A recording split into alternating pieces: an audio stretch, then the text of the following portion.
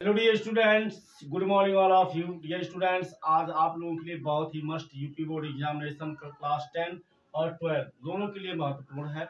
और इस तरह के प्रश्न चूंकि क्लास 10 के लिए बहुत ही महत्वपूर्ण इसलिए है क्योंकि 20 नंबर ऑब्जेक्टिव टाइप का आता है। तो इस तरह का प्रश्न हमने देखा, क्वेश्चन में आया था, तो इसलिए मैंने इसे लिया है। आप इसे देखिए और आपके समझ में जरूर आएगा। निम्नलिखित क्रियाओं को पूर्ण कीजिए। पहला दिया है एल्यूमिनियम कार्बाइड की क्रिया हो रही है जल से। फिर यहाँ दिया है एथिन की क्रिया हो रही है सल्फ्यूरिक एसिड से। यहाँ C2H5OH को सल्फ्यूरिक एसिड की उपस्थिति में 160 से 170 डिग्री सेल्सियस तक गर्म करने के बाद में प्रथम उत्पाद आपका मतलब एथिलीन C2H4 बन रहा है। इसके बाद क्या बनेगा, CSO4 Mg से क्रिया कर रहा है कॉपर सल्फेट, तो Cu तो निकला। फिर यहाँ क्या बनेगा, यही आपको पूरा करना है। तो देखो क्या है, यहाँ एल्युमिनियम है और यहाँ इसका जल का जो कॉम्बिनेशन होता है, ये हाइड्रोजन का आयन और हाइड्रोक्सिल आयन, ये दो भागों में टूटेगा। तो टूटने के बाद में हाइड्रोक्सिल आयन चूंकि ऋण विद्युतीय तत्व है और एल्युमिनियम जो है ये धन विद्युतीय तत्व है, तो ये इससे क्रिया करके क्या बना देगा, यहाँ बनाएगा Al और OH। अब आप जानते हैं एल्युमिनियम की संयोजकता 3 होती है, तो ये अपना 3 इलेक्ट्रॉन OH को दे देगा।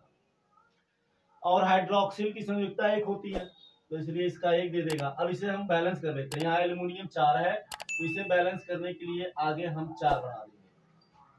ठीक, अब क्या बचेगा, यहाँ कार्बन बचेगा और यहाँ हाइड्रोजन बचेगा।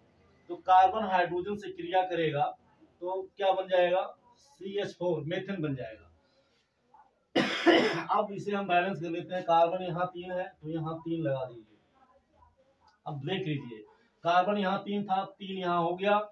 एल्युमिनियम 4 था, एल्युमिनियम 4 हो गया। ऑक्सीजन 12 था, तो ऑक्सीजन देखो 3 यहाँ है, 3 का गुणा 4 में कर देंगे 12। और हाइड्रोजन 12 दूनी 24, तो 3 चौक को 12, 4 तिया 12, तो 12 12 24 समीकरण बैलेंस है।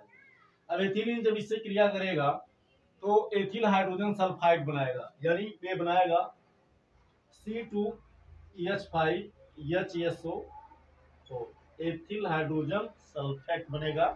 ये रिएक्शन आप शायद बड़े होंगे, ठीक है ना, बहुत इंपॉर्टेंट रिएक्शन है और ये मतलब पूछा है कई बार एथिल हाइड्रोजन सल्फेट का, ठीक है ना। तो अब आप इसे देखो बैलेंस है कि नहीं। यहाँ कार्बन 1 2, कार्बन 2, हाइड्रोजन कितना 2 2 4 2 6 5, यहाँ 1 यहाँ 6, सल्फर यहाँ 1 है 1 है, ऑक्सीजन 4 है, ऑक्सीजन 4 है, समीकरण बैलेंस है।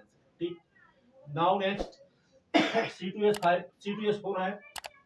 अब बचा क्या, जो बचेगा वही यहाँ लिख देना है।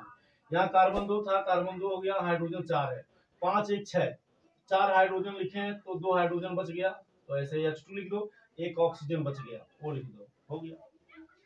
अब देखो Cu, अब क्या है ना कि ये Cu इस कॉपर सल्फेट जब Mg से क्रिया करेगा तो मैग्नीशियम की रिएक्टिविटी मतलब क्रियाशीलता जो है एक कॉपर की अपेक्षा अधिक है, तो इसलिए कॉपर सल्फेट से कॉपर अलग हो जाएगा और मैग्नीशियम मिल जाएगा, तो ये बन जाएगा MgSO4।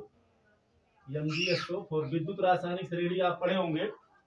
विद्युत रासायनिक श्रेणी में जो तत्व ऊपर की ओर होते हैं, विद्युत रासायनिक श्रेणी में ऊपर की ओर स्थित है, उनका मानक ऑक्सीकरण विभव अधिक होता है, अर्थात वो अधिक क्रियाशील होते हैं। तो ये कॉपर से ऊपर है विद्युत रासायनिक श्रेणी में, इसलिए कॉपर को बाहर कर देगा, तो कॉपर बाहर निकल गया, MgSO4 से क्रिया करके MgSO4 बना लेगा। अब आप इसको समझ सकते हैं, देखो कॉपर 1 था, कॉपर 1 है, magnesium 1 magnesium 1, sulphur 1 sulphur 1, oxygen 4 oxygen 4, तो बैलेंस हो गया, समीकरण हो गया बैलेंस। तो ये बहुत ही इंपॉर्टेंट क्लास था। आई होप आप इसे अच्छे से समझ गए होंगे। वीडियो आपको कैसा लगा जरूर कमेंट करके बताइएगा। फिर मिलेंगे नेक्स्ट क्लास में नेक्स्ट टॉपिक के साथ। थैंक यू सो मच, जय हिंद।